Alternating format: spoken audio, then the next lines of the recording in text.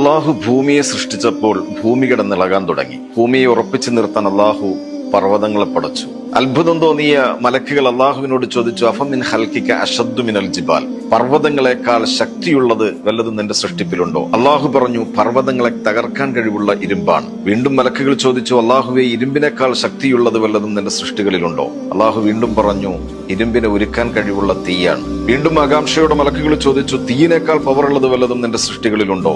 അള്ളാഹുവിന്റെ മറുപടി, ഉണ്ട്, തീയിനെ അണയ്ക്കാൻ കഴിയുന്ന ജലമാണ്. വീണ്ടും മലക്കുകൾ ചോദിച്ചു, ജലമാണോ നിന്റെ സൃഷ്ടികളിൽ ഏറ്റവും പവർഫുൾ? അള്ളാഹു പറഞ്ഞു, അല്ല, ജലത്തിന്റെ ഗതി മാറ്റാൻ കഴിയുന്ന കാറ്റാണ്. അത്ഭുതത്തോടെ മലക്കുകൾ വീണ്ടും അള്ളാഹുവിനോട് ചോദിച്ചു, അള്ളാഹുവെ, ഭൂമിയെ ഉറപ്പിച്ചു നിർത്തുന്ന പർവ്വതങ്ങളെക്കാളും പർവ്വതത്തെ തകർക്കാൻ കഴിവുള്ള ഇരുമ്പിനേക്കാളും ഇരുമ്പിനെ ഉരുക്കാൻ കഴിയുന്ന തീയിനേക്കാളും തീയിനെ അണയ്ക്കാൻ കഴിയുന്ന ജലത്തെക്കാളും ജലത്തിന്റെ ഗതി മാറ്റാൻ കഴിയുന്ന കാറ്റിനേക്കാളും പവർഫുള്ളായത് എന്താണ്? അള്ളാഹുവിന്റെ മറുപടി, ഇബ്നു ആദം മനുഷ്യനാണ്. ഇടത് കൈ അറിയാത്ത രീതിയിൽ വലത് കൈ കൊണ്ട് ദാനം ചെയ്യുന്ന മനുഷ്യനാണ് എന്റെ സൃഷ്ടികളിൽ ഏറ്റവും ശക്തനെന്ന് അള്ളാഹു മലക്കുകളോട് പറഞ്ഞെങ്കിൽ, ദാനം ശക്തി ക്ഷയിപ്പിക്കുകയല്ല, മറിച്ച് ശക്തി വർദ്ധിപ്പിക്കുകയാണ് ചെയ്യുന്നതെന്ന് പരിശുദ്ധ ഇസ്ലാം.